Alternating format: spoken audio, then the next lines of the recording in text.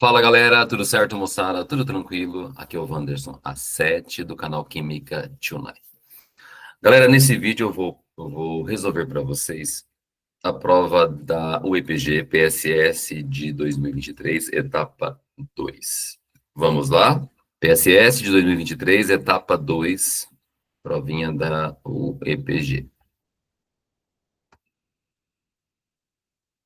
Primeira questão falava o seguinte: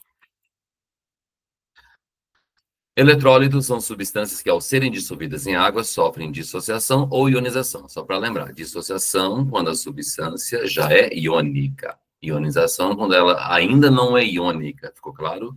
Dissociação é para quem já é iônico. Ionização é para quem é molecular, mas se converte em um íon, um macetinho prático. Dissociação começa com consoante, então isso vale para bases e sais, que começam com consoantes também. Ionização começa com vogal, então isso vale para quem começa com vogal, tipo ácido. Analise as alternativas abaixo, identifica aquelas que, quando dissolvidas em água, resultarão em soluções eletrolíticas e assinale o que for correto.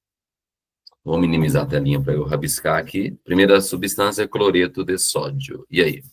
O que acontece quando você coloca cloreto de sódio, que é uma substância iônica, em água? Bom, se ele é iônico, ele não precisa ionizar, ele só vai dissociar.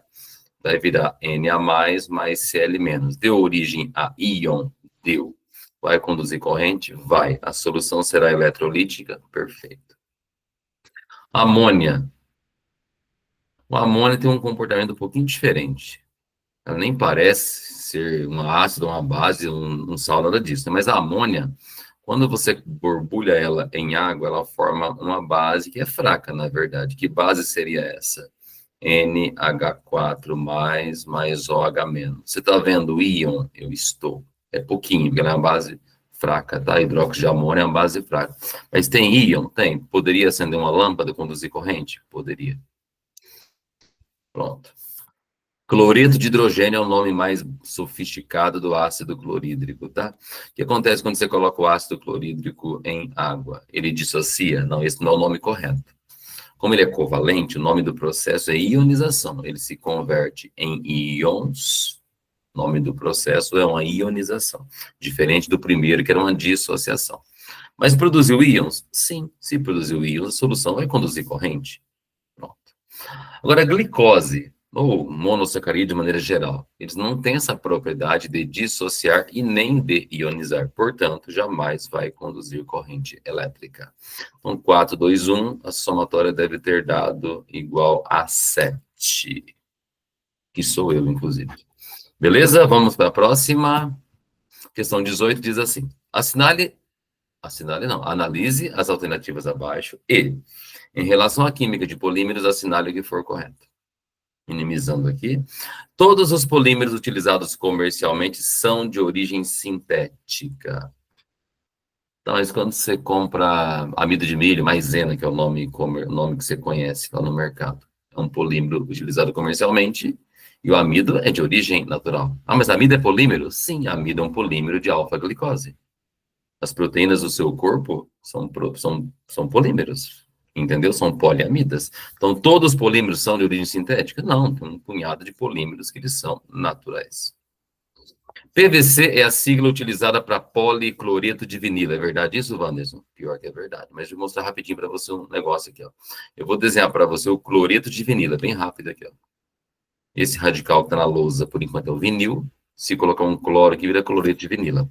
Quando a polimerização acontece, uma das ligações, aquela mais fraquinha, é quebrada. E daí? Abre uma brecha de cada lado da estrutura aqui, entendeu? Beleza? Agora você imagina N, números, zilhões de fragmentos desse começando a colar um no outro. Aí você tem um policloreto de vinila, que é o tal do PVC. Tudo bem? A tinta látex é composta de poliacetato de vinilo. É verdade isso? Pior que é verdade. Tem a sigla PVA. Como é que seria o desenho para isso aí? Vou fazer rapidinho aqui, ó. Bom, vinila, a gente acabou de ver. Vinila é isso aqui, ó. Tem 2 carboninhos, tem uma dupla, né? Esse radical é vinil. Mas para o cara ser chamado de acetato, tem que ter o que aqui ainda? Tem que ter um Ozinho, tem que ter, um desenho meio estranho aqui, ó, C dupla O, ficou comprido pra caramba, né? Isso é um acetato de vinila por enquanto. Isso é polímero? Ainda não. Para ser polímero de adição, por exemplo, tem que quebrar a ligação π, abre uma brecha para cada lado da estrutura, beleza? Imagina agora N fragmentos desse colado no outro. O que eu vou ter? Um poliacetato de vinila, beleza? O de cima era um policloreto de vinila, a sigla é PVC. Tá na ordem trocada, né? Policloreto de vinila. E esse outro último aqui, esse é o PVA. O que é o PVA? É o poliacetato de vinila. Tudo bem? Então, a tinta látex tem isso? Pior que tem. Cola escolar também tem isso. Beleza? Então, corretíssimo. Deixa eu só marcar aqui 2 e 4 por enquanto. Nylon é uma poliamida? Bom, nylon, Kevlar, as proteínas do seu corpo, tudo são poliamidas.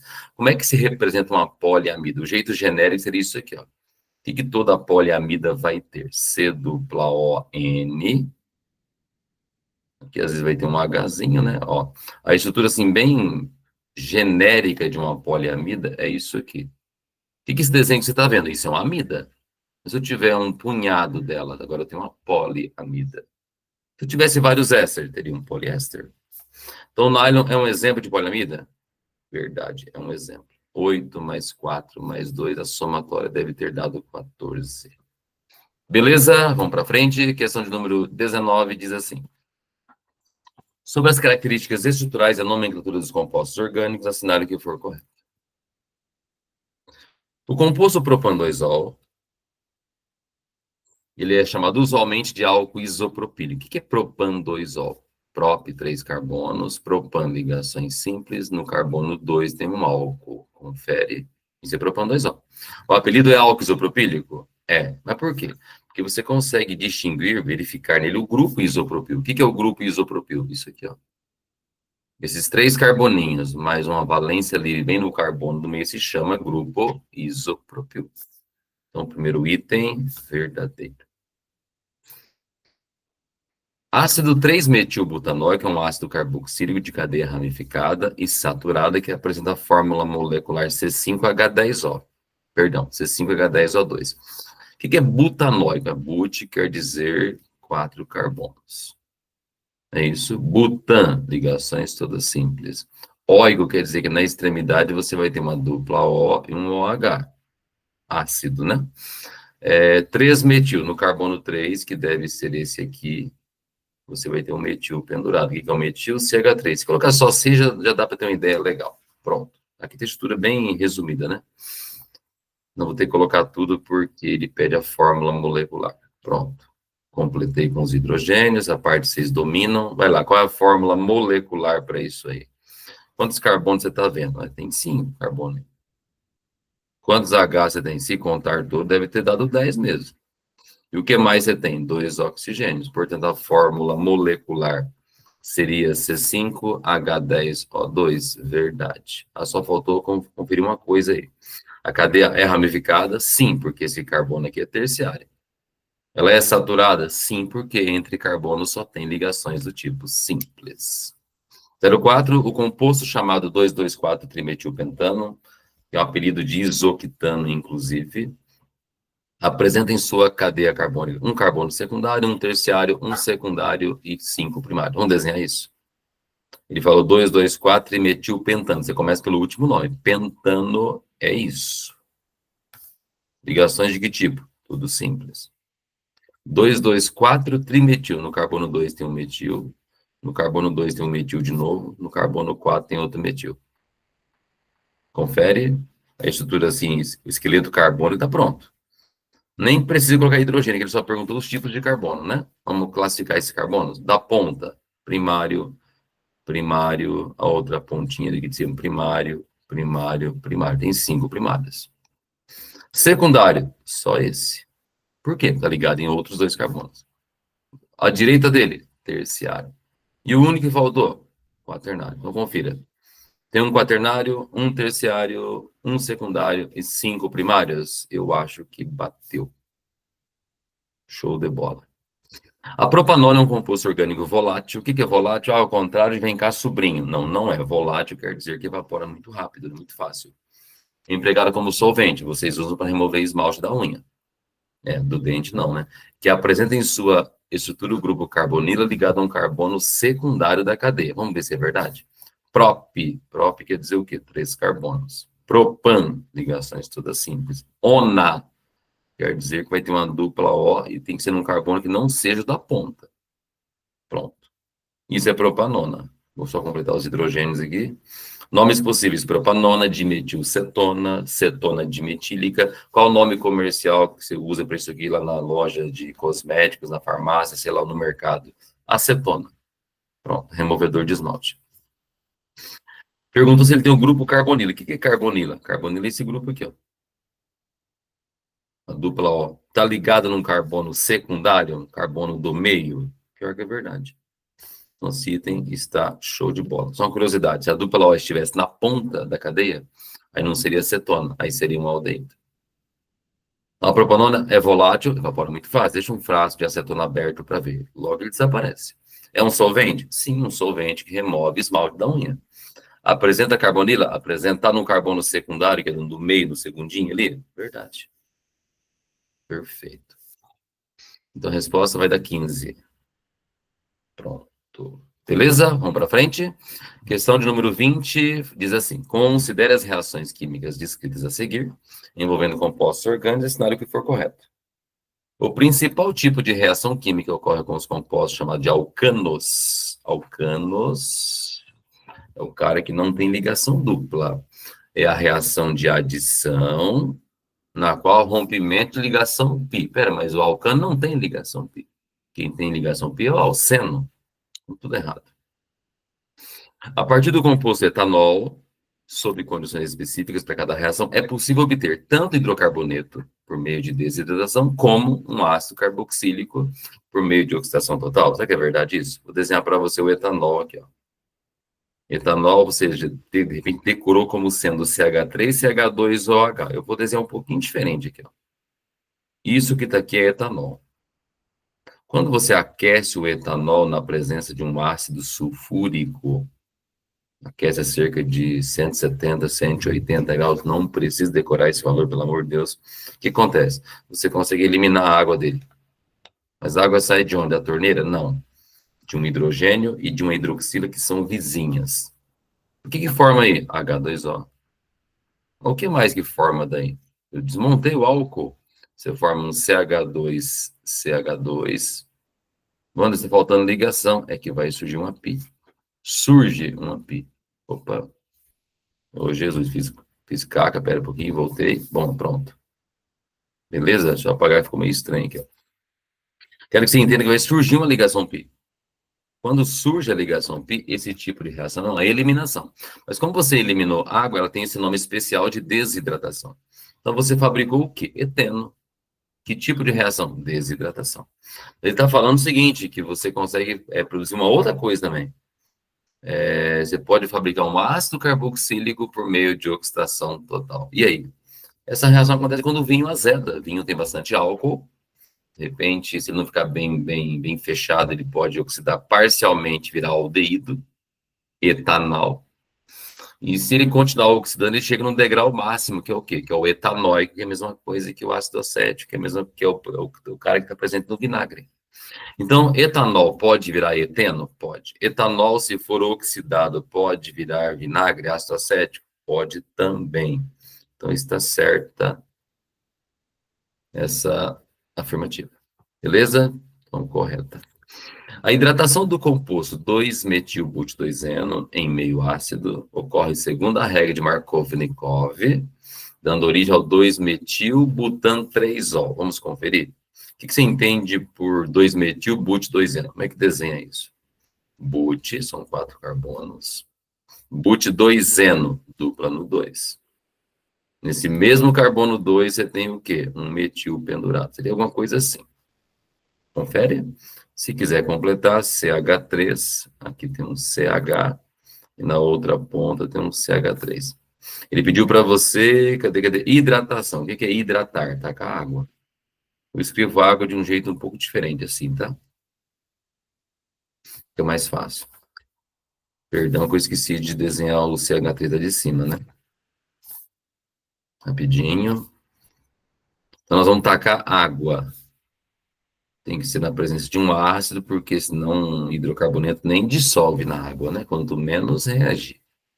Beleza. O que acontece de interessante que eu não lembro aqui? O H, ele gosta de se ligar no carbono mais hidrogenado da dupla. Não esqueça que a ligação π vai ser quebrada. E o OH vai entrar onde? No outro carbono, que é o menos hidrogenado. Essa regrinha, desculpa, o fato do H entrar no mais hidrogenado, isso se chama regra de Markov-Nikov. Então, por enquanto, tá legal. Show de bola, tá dando tudo certo aí. Essa reação obedece Markov-Nikov. Mas o que que você vai produzir no final? Deixa eu desenhar tudo de novo aqui. 4 carboninhos. A dupla não existe mais. Confere. Onde que o H vai entrar? No carbono da direita que eu marquei ali. E onde que a hidroxila vai entrar? No mesmo carbono onde estava o metil. Confere. O H não precisa desenhar, tá? Qual vai ser o nome desse álcool maluco aí? Concorde que a cadeia principal é um butano. Tem 4 carbonos. E no carbono 2, essa cadeia tem o metil e tem também o álcool. Então, o nome disso aqui seria o quê, então? 2-metil-butano 2-ol. Está escrito aqui 2-metil-butano 3-ol. Então, é incorreto. No começo estava tudo certinho, a hidratação segue o Markov-Nikov, o H entra no mais hidrogenado, o OH entra no menos hidrogenado, então o produto formado seria 2-metil-butano 2-ol. Então, incorreto. 0,8. A reação de halogenação do etino ou acetileno é a mesma coisa. Como é que desenha isso? Et, 2 carbonos, in, ligação de que tipo? Tripla. O que está faltando em cada lado aqui? Um H. Ele mandou você fazer halogenação com cloro. Pediu para você fazer na proporção de 1 para 1. Mas por quê? Podia ser outra proporção? Podia ser 1 para 2. Se fizesse 1 para 2, você quebraria 2 ligações π. Como ele falou 1 para 1, vai quebrar só uma. A outra fica. O que eu vou ter do lado direito como produto? Copia tudo de novo. HC, dupla CH. Mas acontece o que agora? Gruda um cloro num carbono, gruda um cloro no outro carbono. Pronto. Acabou, já acabou. Fechou. Eu só vou dar uma modificada no desenho para te ajudar um pouquinho. Vou apagar esse H e esse H aqui. O desenho um pouquinho mais detalhado. É para facilitar, tá? H e H. Então, formou 1,2 de cloroeteno, ou 1,2 de cloroetileno, que é a mesma coisa. Aí ele pergunta bem no finalzinho, apresenta isomeria. Você está vendo uma ligação dupla entre carbonos? Estou, Anderson. Você está percebendo que os ligantes de cada carbono são diferentes? Um é hidrogênio, outro é cloro. No outro carbono, um é hidrogênio, outro é cloro. Essa é uma condição para que a molécula tenha isomeria geométrica. Quer dizer que esse 1,2 de cloroetileno pode ter duas versões na natureza. Ele pode ser cis ou pode ser trans. Qual é a condição? Tem que ter uma dupla, tem aqui. Tem que ter os ligantes de cada carbono diferentes entre si. Hidrogênio é diferente de cloro. Portanto, uma estrutura dessa poderia se apresentar na natureza na forma cis ou na forma trans. Portanto, existe isomeria. Verdade. 8,2 deve ter dado 10. Vamos embora? Questão de número 21, bem tranquila de termoquímica, bem tranquila mesmo. Você está vendo aquele diagrama de energia, né? Diagrama de energia em função do caminho da reação. Aliás, aqui nem mostrou o eixo X, o eixo das abscissas de maneira assim, bonitinha, né? Tá bem implícito aqui. Considere a representação gráfica de energia da reação X mais Y virando P. X mais Y seria reagente. O P seria o seu produto, normal, né? A reação é endo. E aí? Você parte do nível energético 20 e chega no nível 32. Então, você subiu a escadinha, você ganhou energia. Esse tipo de reação é endo, verdadeiro. A energia absorvida pela reação foi de 12. Ele está falando do ΔH. Confere, deixa eu só minimizar aqui que eu vou ter que escrever. Só um minutinho, perdão aí. A reação é endo, perfeito. A energia absorvida foi de 12. Quando ele fala de energia absorvida, se refere ao ΔH. O que é ΔH? A energia final menos a inicial. Qual que é a energia do produto? 32. Qual que é a energia do reagente? Está no nível 20. Eu acho que essa continha dá 12 mesmo. Então, a energia absorvida nesse processo endo é de 12 quilojoules? Verdade. A energia de ativação é de 30. O que é energia de ativação? É a diferença entre o reagente e o complexo ativado, que é o ponto mais alto. Qual que é a diferença energética entre o reagente e o ponto mais alto dessa curva aí, de 20 para 30, caramba, de 20 para 50, eu acho que deu 30. Verdade. Agora, a energia do complexo é diferente de energia de ativação. Complexo é essa situação mais alta de todas aqui, ó. É o intermediário lá em cima da reação. O nome esse patamar é complexo ativado. Toda a reação começa com um reagente, vira produto, mas antes do reagente virar produto, você passa pelo complexo ativado. Em que patamar energético está esse complexo ativado? Em que nível de energia ele está? No nível 50. Então, a energia do complexo é de 50. Todas corretas. Eu acho que essa soma deu 15. Beleza? Vamos lá? Última questão, que também aborda termo, só que agora é um termo mais quantitativo, tem uma estequiometria junto com isso aqui. Os combustíveis alternativos trazem benefícios por reduzir a emissão de poluentes, só um minutinho, por favor, além de reduzirem custos. Entre esses combustíveis, podemos citar o hidrogênio, que é muito limpo porque a queima produz água, né? Se compararmos a entalpia da reação de combustão do hidrogênio e do propano, que também tem sido utilizado em alguns veículos, obteremos os seguintes valores. Então, o exercício deu a queima do hidrogênio, que libera 241 kJ para cada mol de hidrogênio, e a queima do propano, que libera 2.043 para cada 1 mol de propano. Beleza? Deixa eu minimizar aqui para fazer umas continhas com vocês. A energia produzida por quilograma de propano é de 46,4 kJ por quilograma. Galera, você consegue responder esse item sem fazer nenhuma conta? Pensa comigo. Deixa eu destacar um negócio aqui. Olha qual que é o ΔH do propano aqui. Desculpa, da queima do propano. 2.043 kJ para cada 1 mol. Você não é obrigado a decorar, mas 1 mol de propano tem massa 44 gramas por mol. Massa molar, né? 44 gramas para cada mol. Como é que eu sei? Só somar os constituintes dele aí, ó. O exercício deu, né? Cada carbono é 12, são 3 carbonos. Cada hidrogênio é 1, se somar tudo é 44. 2043 é se você queimar 1 mol de propano, que são 44 gramas. Pensa, se quando você queima 44 libera 2.000 e pouco, e se você queimasse 1 quilo, não é muito maior que 44 gramas? Não daria um valor bem maior que 2043? Ele está dizendo aqui que 46,4 quilojoules por quilograma. Não faz sentido. Mas se você quiser ir mais a fundo, esse 46,4 é a quantidade liberada por 1 grama e não por 1 quilograma. E essa informação tem um nome, chama-se poder calorífico. Como é que se calcula o poder calorífico? Basta você dividir o ΔH por quê? Pela massa molar. Isso é um jeito rápido, você podia fazer por regra de 3 também, tá? Qual que é o ΔH? 2043. Não precisa colocar o sinal não, tá? Qual que é a massa molar do propano? 46. Não, perdão, falei 46 e 44, desculpa. 46 vai ser o resultado disso, praticamente. Se subtrair, se dividir, isso vai dar 46 ponto o quê? Ponto 4. O quê? Quilojoules em cima, grama embaixo. Então, o poder calorífico é 46,4 quilojoules por grama. Aqui está escrito por quilograma. Então, já era. Ambas as reações são Bom, qualquer combustão é exotérmica. Outro jeito de saber que os dois têm sinal de ΔH negativo. Então, ambas são exotérmicas. A energia liberada por grama de hidrogênio é maior do que a liberada por grama de propano. Bom, a do propano eu já sei, está aqui. 46,4 kJ por grama. A do hidrogênio é muito fácil. Dá para fazer pela formulinha, se quiser. Ou pensa assim. O hidrogênio libera 241... Pera, deixa eu apagar umas coisas, que está muito poluído aqui. O hidrogênio libera 241 quilojoules para cada 1 mol. 1 mol de hidrogênio pesa 2 gramas.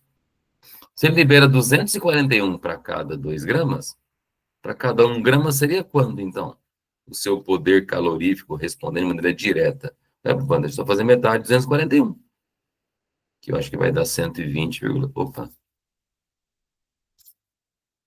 Metade de 241, eu acho que dá 120,5, é isso? Qual que é a unidade? Kilojoule por grama. Esse é o poder calorífico do hidrogênio. Então, o poder calorífico dele é bem maior que o do propano. Entendeu? A energia liberada por grama de hidrogênio é maior que a energia liberada por grama de propano? Verdade, quase o triplo. Pronto. O propano produz mais energia por grama do que o hidrogênio? Você acabou de responder que é o contrário. Então, já era. Resposta vai dar 0,6. Beleza? E assim a gente encerra a resolução dessa prova do PSS, etapa 2. Beleza? Deixa eu descompartilhar a minha apresentação aqui, só um pouquinho. Galera, tudo certo? Beleza? Espero muito que vocês tenham gostado. Se você gostou, dê o seu like, compartilhe com quem você puder, com seus amigos, seus concorrentes, inclusive, né? Mas só para ajudar o Wanderson, por gentileza. Um grande abraço, até o próximo vídeo. Fui.